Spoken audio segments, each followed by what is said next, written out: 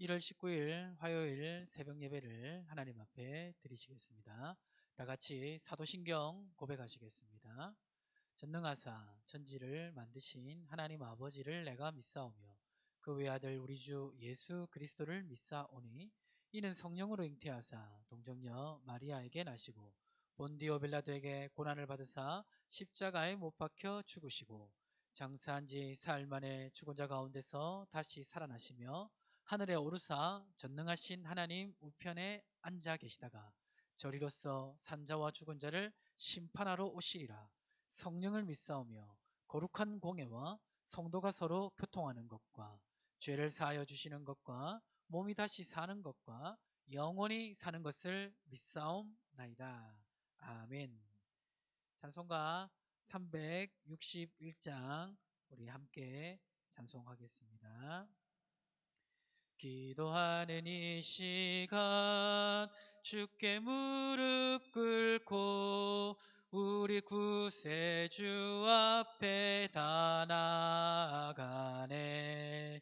믿음으로 나가면 주가 보살피사 크신 은혜를 주네. 거기 기쁨 있네.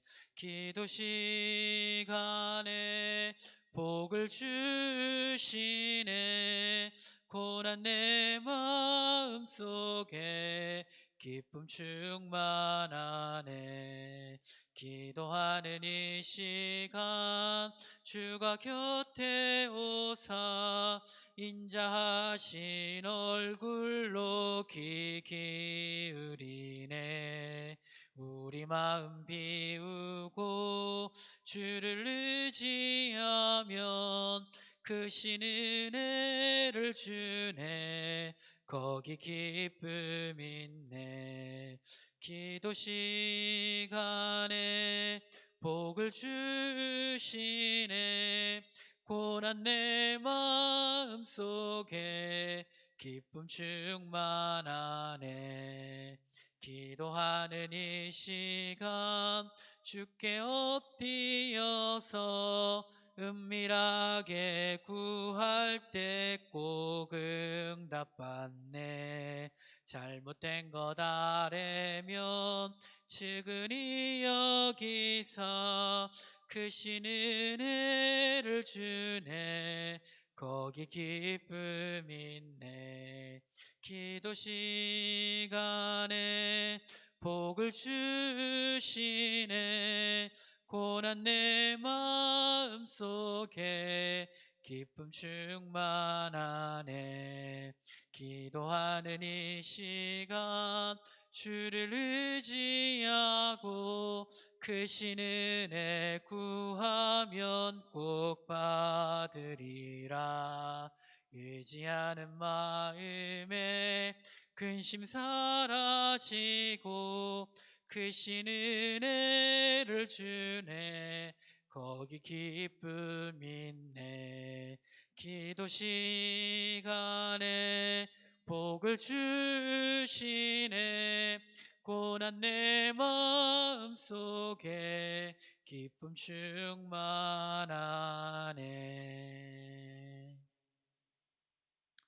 하나님께서 오늘 이 새벽에 주시는 은혜의 말씀은 신약성경 마태복음 21장입니다. 21장을 제가 봉독하겠습니다. 그들이 예루살렘에 가까이 가서 감난산 벳바게에 이르렀을 때에 예수께서 두 제자를 보내시며 이르시되 너희는 맞은편 마을로 가라. 그리하면 곧 매인 나귀와 나귀 새끼가 함께 있는 것을 보리니 풀어 내게로 끌고 오라. 만일 누가 무슨 말을 하거든 주가 쓰시겠다 하라. 그리하면 즉시 보내리라 하시니 이는 선지자를 통하여 하신 말씀을 이루려 하심이라. 일렀으되 시온 딸에게 이르기를 내 왕이 내게 임하나니 그는 겸손하여 나귀 곧 멍에 매는 짐승의 새끼를 탓도다 하라 하였느니라. 제자들이 가서 예수께서 명하신 대로 하여 나귀와 나귀 새끼를 끌고 와서 자기들의 겉옷을 그 위에 얹음에 예수께서 그 위에 타시니 무리의 대다수는 그들의 겉옷을 길에 펴고 다른 이들은 나뭇가지를 베어 길에 펴고 앞에서 가고 뒤에서 따르는 무리가 소리 높여 이르되 호산나 다윗의 자손이여 찬송하리로다. 주의 이름으로 오시는 이여 가장 높은 곳에서 호산나 하더라. 예수께서 예루살렘에 들어가시니 온 성이 소동하여 이르되 이는 누구냐 하거늘 무리가 이르되 갈릴리 나사렛에서 나온 선지자 예수라 하니라. 예수께서 성전에 들어가사 성전 안에서 매매하는 모든 사람들을 내쫓으시며 돈 바꾸는 사람들의 상과 비둘기 파는 사람들의 의자를 둘러 엎으시고 그들에게 이르시되 기록된 바 내 집은 기도하는 집이라 일컬음을 받으리라 하였거늘 너희는 강도의 소굴을 만드는도다 하시니라. 맹인과 저는 자들이 성전에서 예수께 나와오매 고쳐주시니 대제사장들과 서기관들이 예수께서 하시는 이상한 일과 또 성전에서 소리질러 호산나 다윗의 자손이여 하는 어린이들을 보고 노하여 예수께 말하되 그들이 하는 말을 듣느냐. 예수께서 이르시되 그렇다. 어린 아기와 젖먹이들의 입에서 나오는 찬미를 온전하게 하셨나이다 함을 너희가 읽어본 일이 없느냐 하시고 그들이 떠나 성 밖으로 베다니에 가서 거기서 유하시니라. 이른 아침에 성으로 들어오실 때에 시장하신지라 길가에서 한 무화과 나무를 보시고 그리로 가사 잎사귀밖에 아무것도 찾지 못하시고 나무에게 이르시되 이제부터 영원토록 내가 열매를 맺지 못하리라 하시니 무화과 나무가 곧 마른지라. 제자들이 보고 이상히 여겨 이르되 무화과 나무가 어찌하여 곧 말랐나이까. 예수께서 대답하여 이르시되 내가 진실로 너희에게 이르노니 만일 너희가 믿음이 있고 의심하지 아니하면 이 무화과 나무에게 된 이런 일만 할 뿐 아니라 이 산더러 들려 바다에 던져지라 하여도 될 것이요 너희가 기도할 때에 무엇이든지 믿고 구하는 것은 다 받으리라 하시니라. 예수께서 성전에 들어가 가르치실세 대제사장들과 백성의 장로들이 나와 이르되 내가 무슨 권위로 이런 일을 하느냐 또 누가 이 권위를 주었느냐. 예수께서 대답하시되 나도 한 말을 너희에게 물으리니 너희가 대답하면 나도 무슨 권위로 이런 일을 하는지 이르리라. 요한의 세례가 어디로부터 왔느냐 하늘로부터냐 사람으로부터냐. 그들이 서로 의논하여 이르되 만일 하늘로부터라 하면 어찌 그를 믿지 아니하였냐 할 것이요 만일 사람으로부터라 하면 모든 사람이 요한을 선지자로 여기니 백성이 무섭다 하여 예수께서 대답하여 이르되 우리가 알지 못하노라 하니 예수께서 이르시되 나도 무슨 권위로 이런 일을 하는지 너희에게 이르지 아니하리라. 그러나 너희 생각에는 어떠하냐.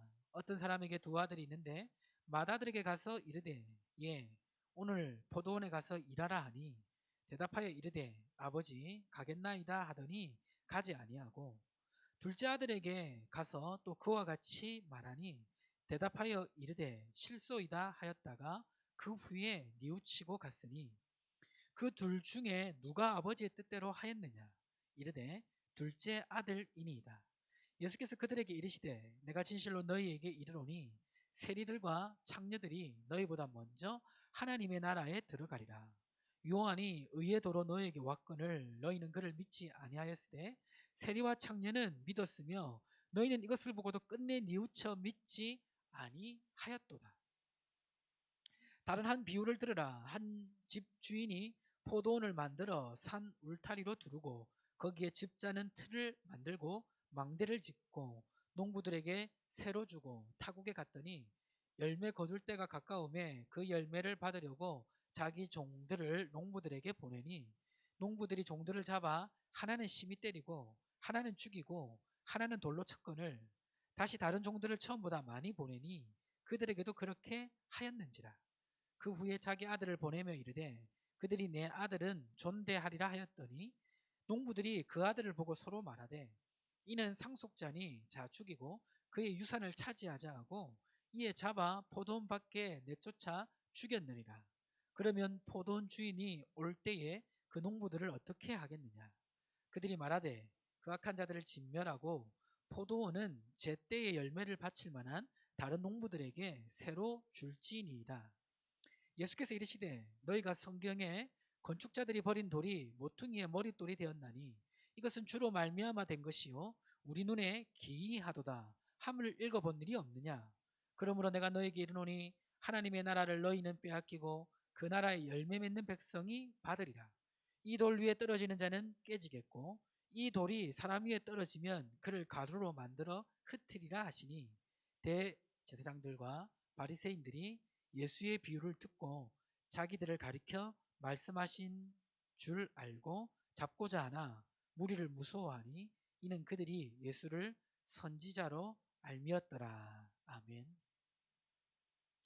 오늘 말씀은 예수님이 예루살렘 성전에 가셔서 이 유대인들하고 논쟁하는 내용을 기록하고 있습니다.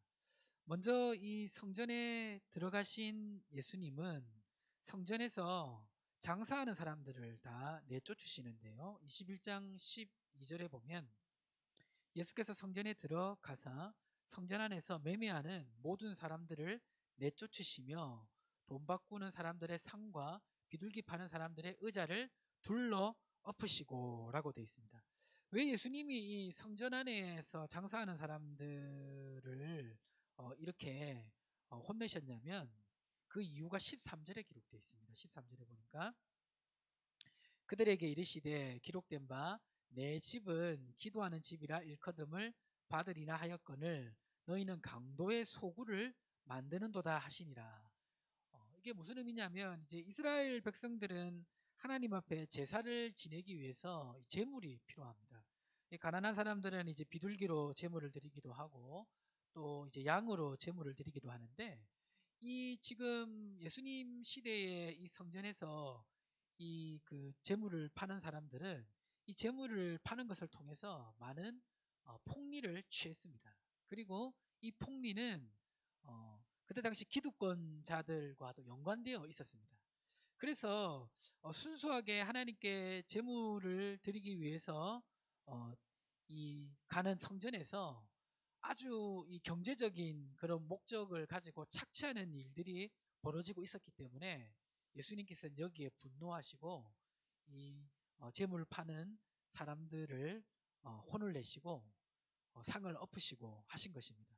그러면서 이제 하신 말씀이 방금 읽었던 그 말씀이죠. 내 집은 기도하는 집이라 일컬음을 받으리라 하였거늘 너희는 강도의 소굴을 만드는도다. 그러니까 거룩한 성전에 와서 제사를 드리고 죄사함을 받고 또 기도하는 것을 통해서 하나님의 은혜를 깨닫고 또 하나님의 뜻을 행함으로 말미암아 축복이 흘러가는 곳이 바로 성전이 되어야 되는데 그렇게 하지 않고 있다는 겁니다. 가난한 자를 착취하고 또 제사를 통해서 하나님께 백성들을 인도해야 될 제사장들은 이러한 이상한 구조를 통해서 폭리를 취하고 있고 이러한 모든 것들을 볼 때 예수님께서는 분노하신 것입니다. 자, 그러면 여기서 한 가지 생각해 볼 게 있는데 이 내 집은 기도하는 집이라라는 이 말씀은 어디에서 나온 말씀일까요? 이제 여러 구약 성경에서 나온 말씀인데 이 성전이 기도를 하는 곳이고 성전에서 기도하는 것을 통해서 하나님이 축복하신다는 내용이 기록되어 있는 성경이 어디냐면 바로 역대상 7장 15절로 16절 말씀입니다. 우리 한번 찾아보겠습니다. 집에서 성경을 펴셔서 한번 찾아보세요. 역대상 7장 15절에서 16절 말씀인데요. 역대상 7장 15절에서 16절에 보면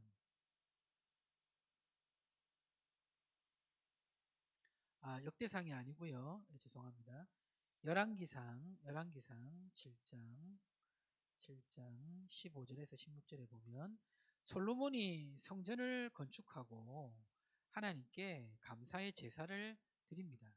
드릴 때 하나님께서 뭐라고 솔로몬에게 응답하시냐면 이렇게 응답하세요.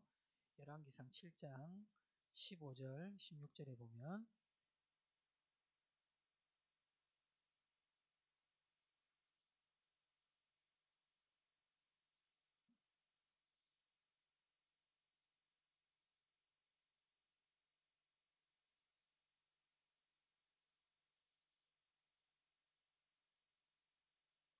제가 지금 착각한 것 같은데.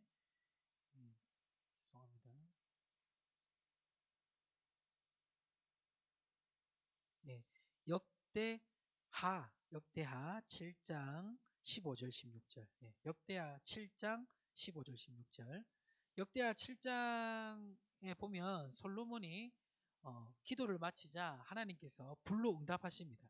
불로 응답하시고 이제 이 솔로몬이 한 기도가 어떤 거냐면, 솔로몬의 한 기도가 이제 6장 39절에 나타나 있는데, 6장 39절에 보면 이렇게 되어 있습니다. 주는 계신 곳 하늘에서 그들의 기도와 간구를 들으시고 그들의 일을 돌보시오며 주께 범죄한 주의 백성을 용서하옵소서.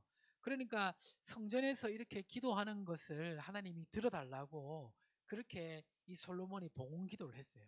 그래서 하나님께서 불로 먼저 응답하시고, 그리고 7장 15절 16절에 솔로몬이 하는 기도에 뭐라고 응답하냐면 이렇게 응답하죠. 7장 15절 16절 같이 보시면, 이제 이곳에서 하는 기도에 내가 눈을 들고 귀를 기울이니 이는 내가 이미 이 성전을 택하고 거룩하게 하여 내 이름을 여기에 영원히 있게 하였음이라. 내 눈과 내 마음이 항상 여기에 있으리라. 그러니까 이 솔로몬이 이 성전에서 기도하는 기도를 들어주십시오라고 하나님께 요청했을 때, 하나님께서는 이 성전에서 기도하는 것을 내가 듣겠다라고 하신 것입니다. 그래서 예수님이 내 집은 기도하는 집이라고 말씀하시는 이유가 바로 이렇게 성전에서 기도하는 것을 통해서 하나님께서 응답하시는 곳, 그것이 성전이라는 것이죠. 그런데 지금 예수님 시대에 지금 이 예루살렘의 성전은 그러한 목적과는 다르게 너무나 인간적이고 세속적인 목적으로 운영되고 있었던 것입니다. 그래서 강도의 소굴이다라고 말씀하신 것이죠. 성전은, 구약의 성전은 오늘날 예배당하고 동일시될 수는 없습니다.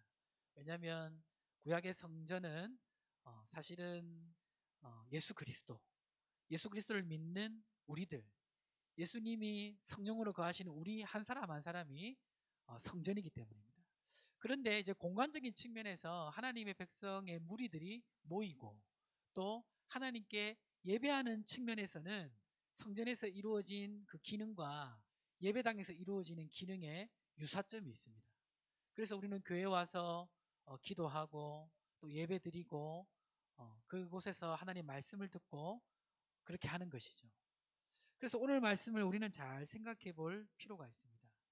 신약 시대에 예수님이 성전에 왔을 때 성전 안에서 하나님을 순수하게 만나고 하나님께 기도하고 또 응답받는 이러한 거룩하고 영적인 것은 하나도 보이지 않고 지극히 인간적이고 세속적인 그러한 모습만을 가지고 있지는 않는지, 오늘 우리가 교회에서 신앙생활할 때 그렇게 하나님 앞에 나아가고 있지는 않는지, 오늘 말씀은 그러한 것들을 돌아보게 하는 것입니다.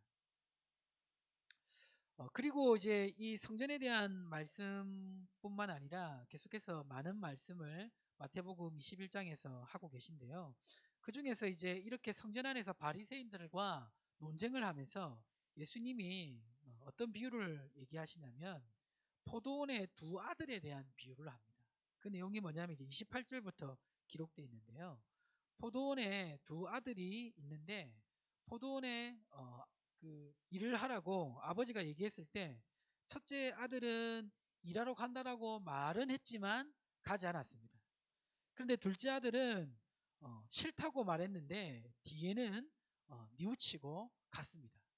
첫째 아들이 옳은 사람인지 둘째 아들이 옳은 사람인지 예수님이 물었습니다.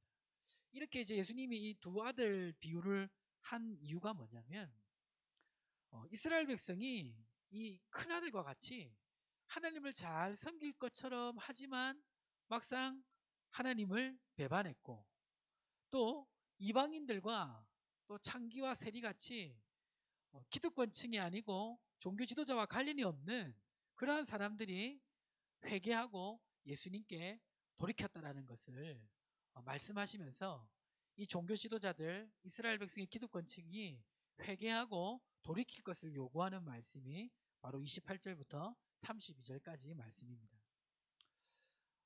우리가 잘못을 저지를 수가 있습니다. 또 죄를 지을 수가 있습니다. 그러나 죄를 지은 사람에게 필요한 것은 뭐냐면 회개, 돌이킴입니다. 이스라엘 백성처럼 하나님의 백성으로서 율법을 받았고 하나님이 택한 선민 백성이라는 의식은 있지만 막상 하나님 앞에 회개하고 돌이키지 않는다면 오늘 이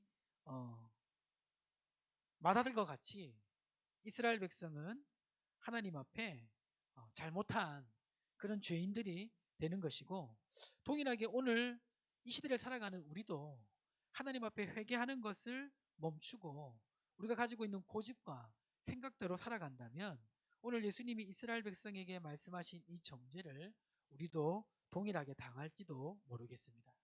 오늘 이 말씀을 곰곰이 생각해 보시면서 묵상하시고 또 기도하는 가운데 새로운 은혜 주시기를 원합니다. 오늘 성전에서 기도하는 것과 또 잘못한 것을 돌이켜야 된다는 이 말씀 기억하시고 오늘날도 믿음으로 승리하시기를 주님의 이름으로 축복합니다. 오늘 주신 말씀과 또 우리 기도 제목을 놓고 우리 함께 기도하겠습니다. 하나님 아버지, 오늘 예수님이 성전에 오셔서 성전에서 하는 매매 행위를 보고 상을 둘러 엎으시고 강도의 소굴이 되었다고 정죄하는 그 정죄를 우리는 봅니다. 하나님, 그 정죄가 오늘 우리 교회를 향하여 하시는 정죄가 되진 않습니까? 하나님, 우리의 삶에 있어서 예배당에 와서 하나님 앞에 기도하고 하나님의 말씀을 듣고 하나님의 은혜를 누리는 삶이 하나님 우선시 되어야 되는데 그렇지 못하고 우리의 이기적인 목적만을 가지고 우리가 신앙생활을 하고 있지는 않는지 돌아보게 됩니다. 하나님, 오늘 우리 예배당이 솔로몬이 축복한 성전처럼 하나님 와서 기도할 때 하나님을 만나며 하나님의 은혜를 경험하는 장소 될 수 있도록 하나님 축복하여 주시고 아버지 함께하여 주옵소서. 하나님, 이러한 죄를 저질렀음에도 불구하고 회개할 줄 모르는 이스라엘 백성처럼 하나님 또 포도원의 마다들처럼 우리도 하나님 딱딱한 그런 생각과 고집을 가지고 하나님 앞에 회개하는 것을 잊고 살아가고 있지는 않습니까? 오늘 말씀을 통해 돌아보게 도와주시고 하나님 앞에 늘 회개하며 고백하며 죄를 인정하며 늘 깨어있는 삶을 살아가는 우리의 삶이 될 수 있도록 하나님 은혜를 더하여 주시고 함께 하시고 역사하여 주시옵소서.